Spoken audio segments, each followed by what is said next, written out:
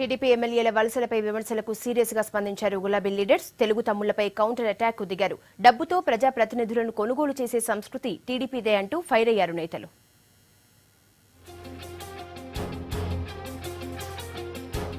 ఎమ్మెల్యేల వలసలపై TDP TRS నేతల మధ్య డైలాగ్ వార్ నడుస్తోంది. అధికార పార్టీ ప్రలోభాలకు పాల్పడుతోందన్న విమర్శలపై ఎదురుదాడికి దిగారు గులాబీ నేతలు. ఓటుకు నోటు కల్చర్ టీడీపీదే అన్నారు. ఎమ్మెల్సీ ఎన్నికల్లో డబ్బులు పంచుతూ అడ్డంగా దొరికిన చరిత్ర వారిదేనన్నారు. రంగారెడ్డి జిల్లా అంటేనే టీడీపీకి కంచుకోటున్నటువంటి జిల్లా. కాంగ్రెస్ పార్టీ కూడా 34 నుంచి రంగారెడ్డి జిల్లాలో లేదు. టీడీపీ కంచుకోటున్నటువంటి జిల్లా ఇప్పుడు టీఆర్ఎస్ పార్టీకి కంచుకోటగా మారింది. ప్రలోభాలకు గురి చేసి టీఆర్ఎస్ పార్టీలో చేర్చుకుంటుంది ఇతర పార్టీల ఎమ్మెల్యేలను వారు మాట్లాడతారు. నిజంగా ఈ రాష్ట్రంలో ప్రలోభాల చరిత్ర ఎవరిది? నోట్ల కట్టలతోని ఎమ్మెల్యేలను కొనుక్కునే ప్రయత్నాలు చేసింది ఎవరు? అడ్డంగా బుక్ అయి టీవీలలో పేపర్లలో తద్వారా ప్రపంచానికి తెలిసింది ఎవరు? అదేవిధంగా చెంచల్గూడ జైల్లో చిప్పకూడు తిన్నది ఎవరు? టీడీపీకి రేవంత్ రెడ్డి ఐరన్ లెగ్ అన్నారు గులాబీ నేతలు. ఆయన వర్కింగ్ ప్రెసిడెంట్ అయినప్పటి నుంచి వలసలు పెరిగాయన్నారు. త్వరలోనే ఆయన కూడా పార్టీ మారడం ఖాయమన్నారు.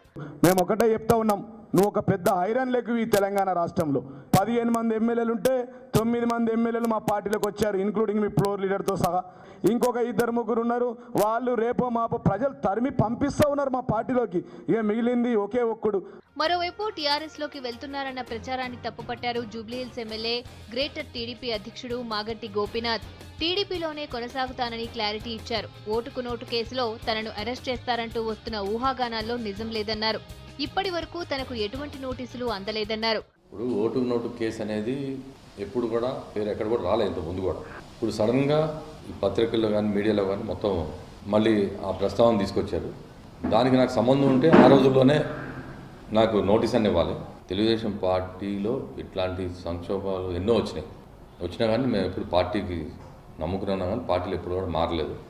నేతలు పోయినా పార్టీకి నష్టం లేదని టీడీపీ నేతలు చెప్తుంటే టీడీపీకి తెలంగాణలో భవిష్యత్ లేదంటున్నారు టీఆర్ఎస్ నేతలు.